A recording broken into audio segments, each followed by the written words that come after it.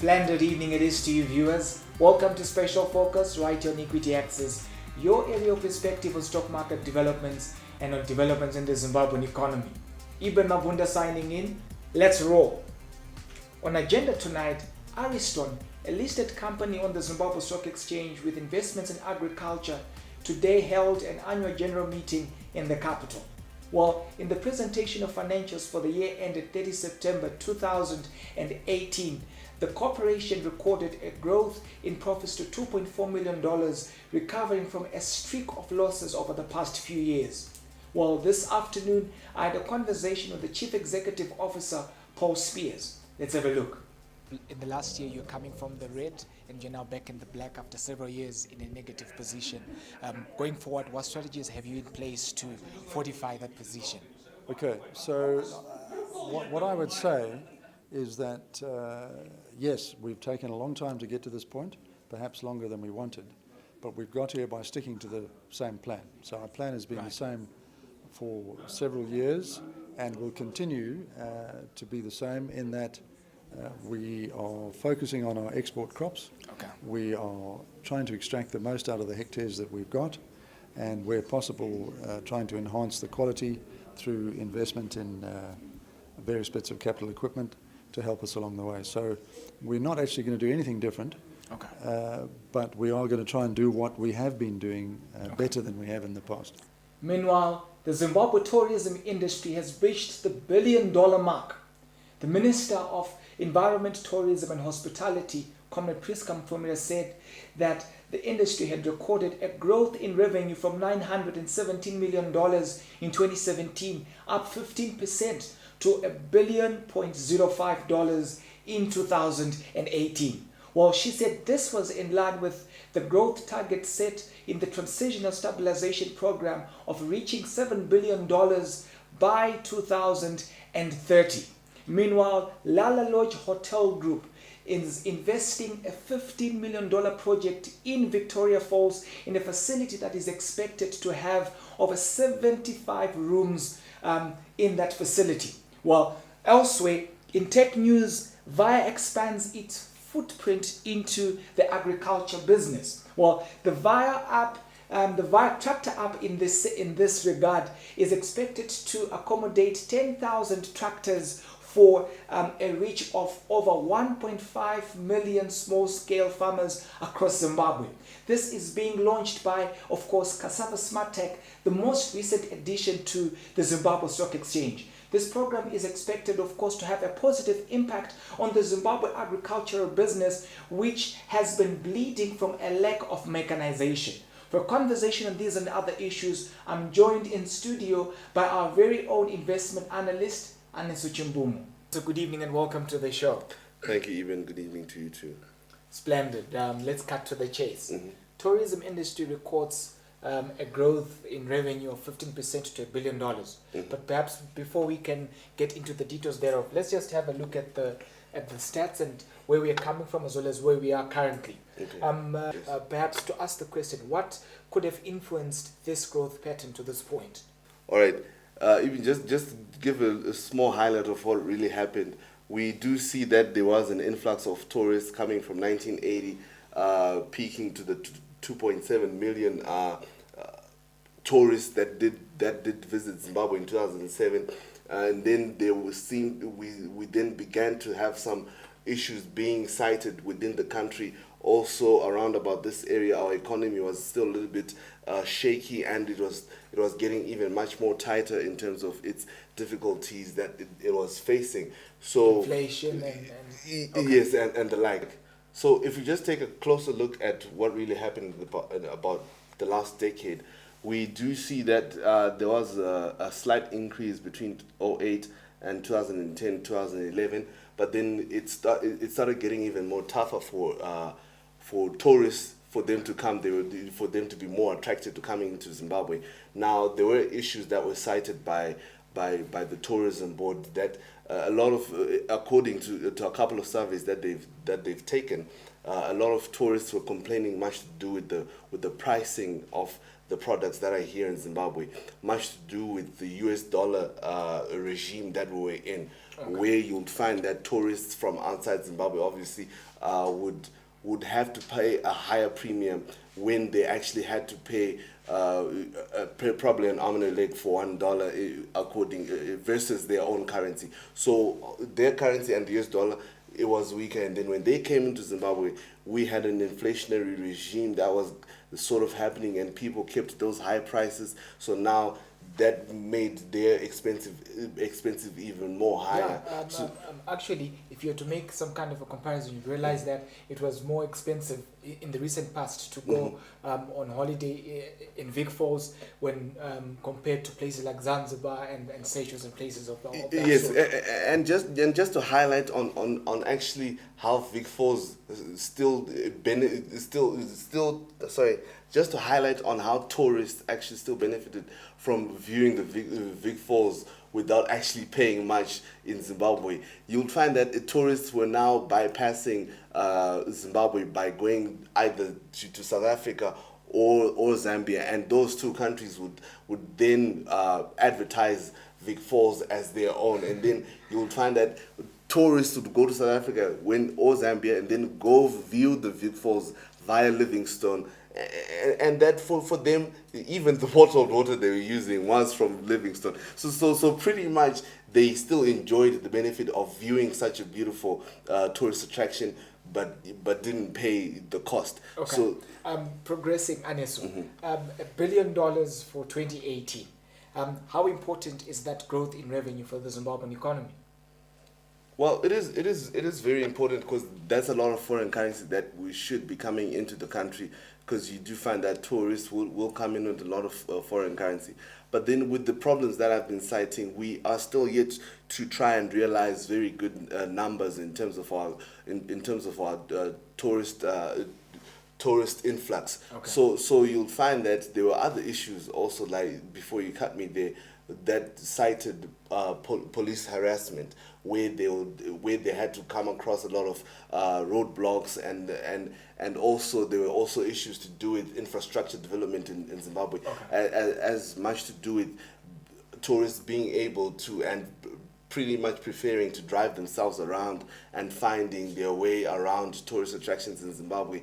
They then discovered that the linkages between these different tourist attractions were pretty much difficult. There's no infrastructure, roads were pretty much dilapidated, there's no railroad system, and those kind of issues. So now with those problems still being there, $1 billion is still very much beneficial. Next question then becomes, will we be able to sustain such a growth pattern in the year 2019? But before you can respond, let's factor in the fact that in January of 2019, there was a lot of negative publicity on CNN, Fox News, Sky News, on different stations around the world. Do you think that with that having sort of marred the reputation of Zimbabwe, we could perhaps maintain that growth pattern?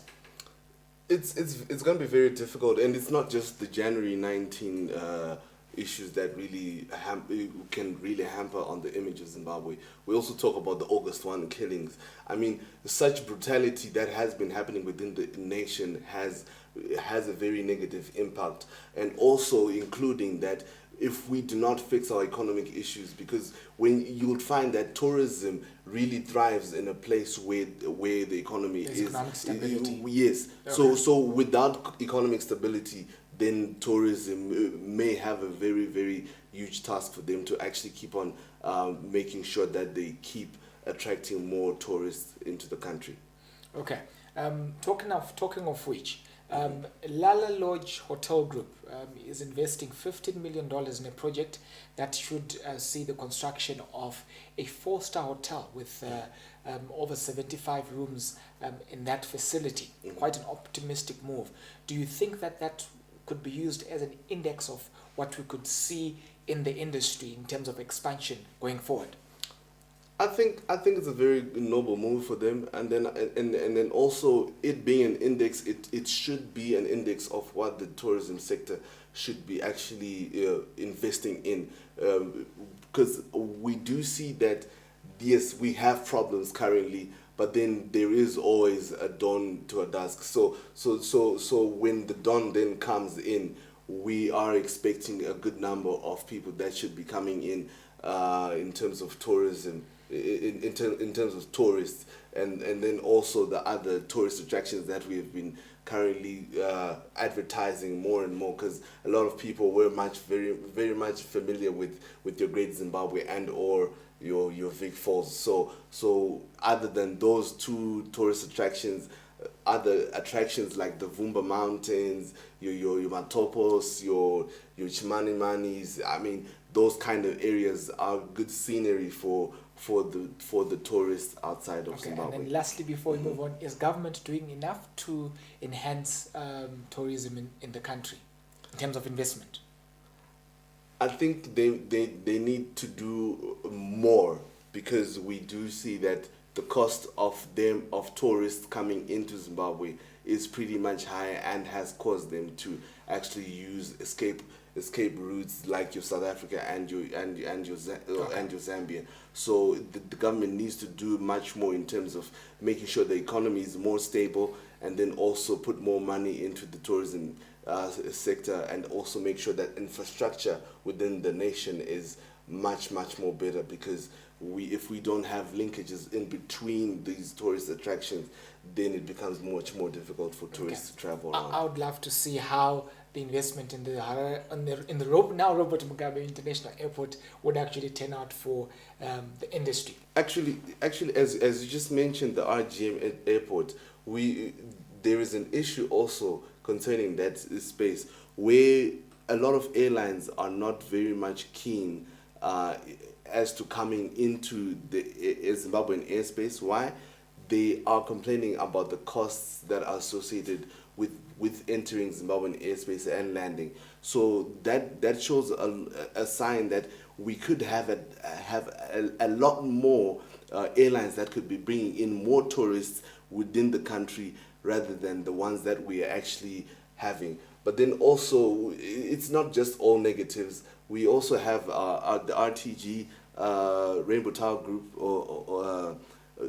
have recently opened their app. Launched an app, RTG Gateway, where it makes it much more simpler for tourists which are not in Zimbabwe to actually make bookings, access, and find out what exactly is happening in Zimbabwe and where to actually go and the like. So it has those kind of developments are positive, but then most of the negatives that I've mentioned, they need to be addressed for a continued growth in the industry. Okay, and to talk about investment in terms of airports and things like that, do you think that could spell positive? Because I'm aware the government has put aside a 215 million facility through the Chinese Sino bank to actually ramp up things in that regard.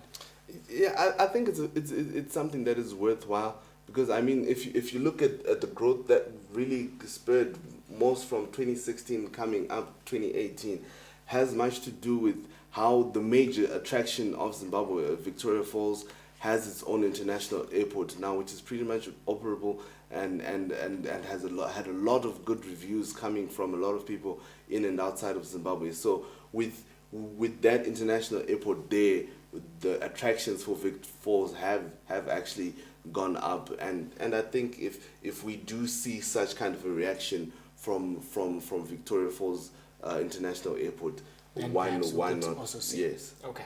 Let's talk about Via. They're expanding their footprint into the agribusiness, launching Via Tractor app, which is expected to enlist 10,000 tractors with an expectation of reaching 1.5 million farmers across the country. What are the prospects for this initiative? Well, basically, they have now just created an extra 10,000 jobs for the economy. I mean, if basically what the Via Tractor app is doing is pretty much similar to their other services in terms of the taxis and the food services. Also maybe with people being more familiar with Uber, it is pretty much the same model where a farmer can actually access and find out where can I find the nearest tractor driver that has a tractor available at a fair price. I would like to presume they haven't really come out into the open in terms of what their costings will be, but then with that application, the farmer is able to find out who and where are they available for them to actually come and till my specific piece of land, which then runs down my cost of labor in terms of the people that I had been paying for them to till my land. But then that then brings a negative to those people. But then those are the cons that do come with mechanization and technological advancement. Okay, let's talk about the model itself. How viable and sustainable do you think it is for cassava? Before you respond, we've seen cassava launch Kwesa TV, and there was a buzz around it, but we saw what seemed to be backward as well as forward movements that were not exactly discernible. How sustainable do you think this model is going to be? I think it's going to be a very sustainable model. If I then bring in the issue of how much is it going to cost for a farmer to actually get a via truck for it to actually till their land, because the farmer is going to have to measure the current cost that they're actually facing versus the cost that they could face with the via tractor. So if that cost disparity is far much greater than the benefit that they can get, which would be a quicker turnaround time for them to actually put in their seed, or a quicker turnaround time for them to actually harvest and the like. The cost and the benefit analysis needs to be done when we have much more fuller details in terms of that. But then the model seems to be very much profitable towards cassava, because cassava is going to be is pretty much going to be servicing about 1.5 million smallholder farmers via their linkage with the Econet mobile service, where they have their eco farmer application and service that reaches to about 1 million farmers or more at the current time. Okay, so to talk about exactly how this thing will work, is it like I download the app, then I look for the farmer, I look for the tractor, then the tractor we actually engage in sort of like discussions or something like that? Yeah, not so much of a discussion. Hectarage cost and pretty much. And then we're able to make progress from that. Yes. Right. So then how significant would this be to the Zimbabwe agricultural sector? I mean, mechanization is one of the areas that we have been pretty much trying for in terms of agricultural sector, where we need a quicker turnaround time. Because I mean, manual labor is good. It's good for the individuals that are in the field. They have the employment that they so much need and are able to go back home and feed their families. But then in terms of turnaround time, how quickly are we going to do? Are we going to till our land? Are we going to harvest? Are we going to plow from our land?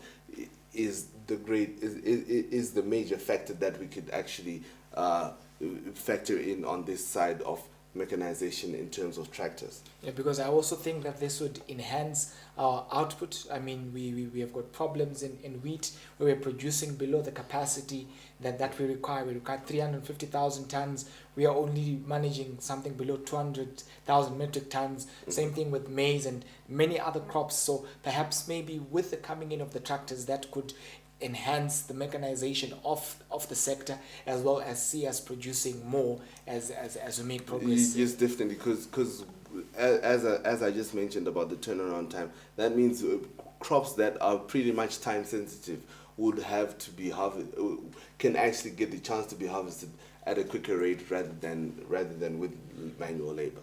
Okay, now on to Ariston.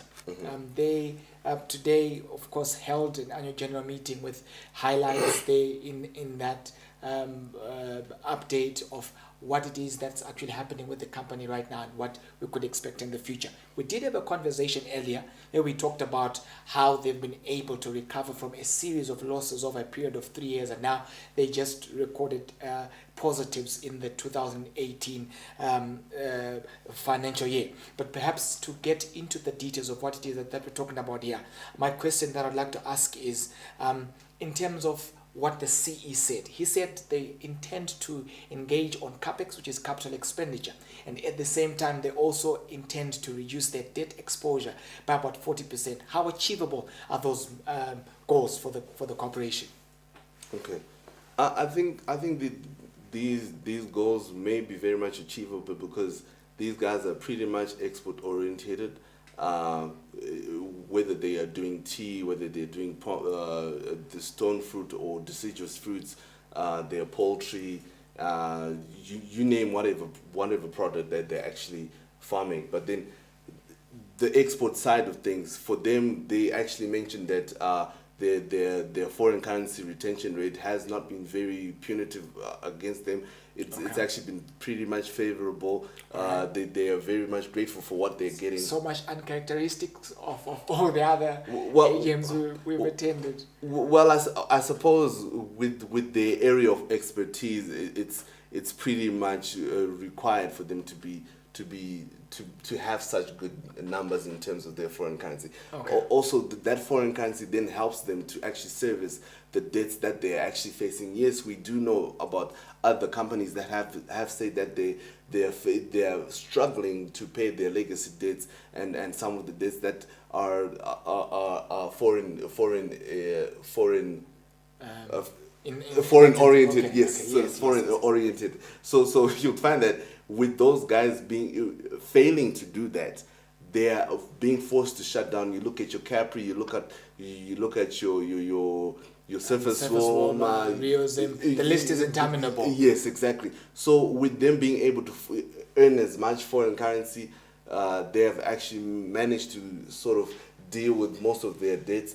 And then also, as of late, one of their capital expenditure projects, which was much to do with their tea production side of the business, where they brought in a new dryer, and then also for their macadamia side of business, they also brought a dryer as well. These the plants are very much sensitive in terms of the dryness of the end product, and also you would find that with these coming in, that then drives up the quality of their products. Sounds very much of a rosy story from the way that you're putting it. Could there be any challenges that perhaps that could affect their performance going forward? No, definitely they do have some challenges. I mean, we are all under one economy. Just to mention which areas of the problems that they're actually facing, of course, they do require for them to have a very good number of employees for them to be very much operable and very efficient. Okay. So now with inflation coming into the space, there's a lot of concern in terms of how much they should pay their employees, which could actually push up their costs. Okay. And also they need to make sure that they still maintain those costs at a good level. So that means they need to have a very good management of their human resources. And then also we can talk about the local suppliers. I mean, they do use local suppliers in terms of their fertilizers, probably the packaging and the like, pesticides and all of that. So now with the local suppliers also suffering from the economic conditions that are actually pretty much an impingement on most of these companies, then there is a problem for them to actually get what they need from their local suppliers, which then pushes them to use much more of their foreign currency that they earn to actually import some of these things that they need from the local suppliers. Okay. There are power outages around the country that, of course, affect the performance of different companies. To what extent is ZESA a factor in the operations of this corporation? Okay, Paul did mention that there is a very huge problem in terms of that. I mean, for one of the estates, which is South Down, they need about 800 megawatts for them to be actually very much operable. So that means if a transformer goes out, that side of their estates is going to be pretty much dormant, and Southdown Estates is pretty much their biggest contributor in terms of the revenues. Okay. So now with Southdown being down, they need to actually make repairments for ZESA. They could also actually just buy a whole transformer for them to actually still remain in business. And then when time comes for them to pay their costs or dues to ZESA, then they work out their mathematics and find out a level ground for them to actually be paid back the money that they would have used for them to cover that. But then in the meantime, between the time that transformer is down up until they have a new transformer or a repaired one, they have to use a lot of diesel in terms of generators and the like. So with diesel actually being an issue in the country, or rather fuel shortages being an issue in the country, then that puts them in a very huge quagmire, because if there's no availability of diesel, there's no productivity, and it's going to be a very, very, very messy situation. Onto the stock market, Aniso. How did the stocks perform today? Well, on the stock market today was a very interesting day. Although on the 5-day trend, we do see that there was a 0.44% decline. So was it the same for industrials index? Our minings index is also down 0.13%. The top 10 index is down 0.91%. Yes, it was a positive day. As you can see from the graphs that are there, we have an uptick in 3 of the 4 graphs, with the minings index being stable. Now those upticks are pretty much 0.67% and 0.68% growth from the all-share index and the industrials index. For both of those counters, they settled 152.22 points and 507.76 points, which also then widened the year-to-date gains to about 4.12% and 4.24%. Now the minings index was stable again for about the 4th session in a row. The top 10 index was up 0.81%, which is 0.68% ahead of their week opening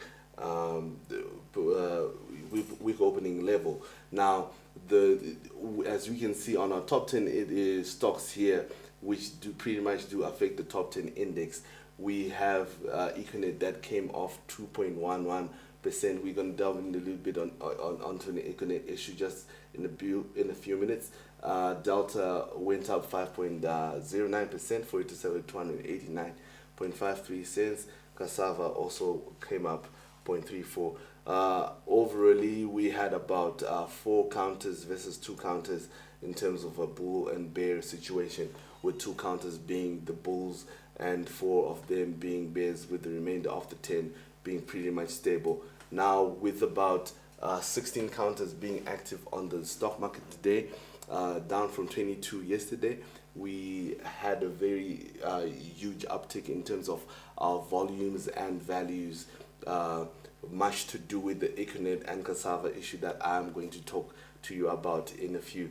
Now, as we just look at our rises and fallers, Willdale was, which is pretty much a penny stock, went up 19% to about 1.44 cents, while Meikles, Masimba and Delta trailed that leader by coming up 6.73%, 6.25 and 5.09%, with Cassava almost being number 5 of 6 risers of today, coming up 0.34%, while Padenga was the worst performing counter of the day, coming off 3.63%, and Econet coming off 2.11%.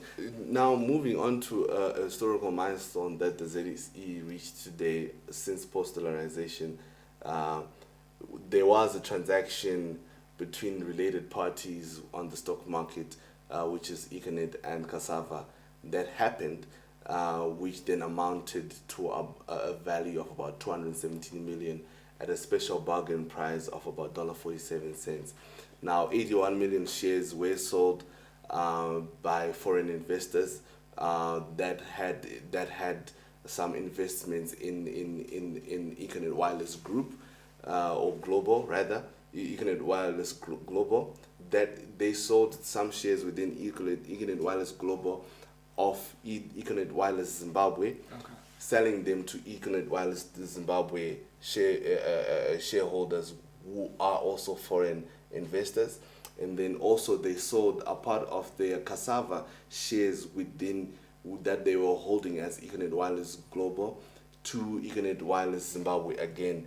I presume it should be the same for an investor, since it was on a special bargain price. So basically, Econet Wireless Global has pretty much disposed of some of its shares within Econet Wireless Zimbabwe, and and cassava, selling those shares to another Econet Wireless Zimbabwe shareholder. So this is pretty much of a milestone as the upticks in the volumes and values that I mentioned. Interesting development that was. Well, thank you, Anesu. Thank you, Zimbabwe, for watching. Don't forget to like, subscribe, follow us on Twitter, Facebook, and to visit our website www.equityaccess.net. From Anesu and I, Danky, and good evening.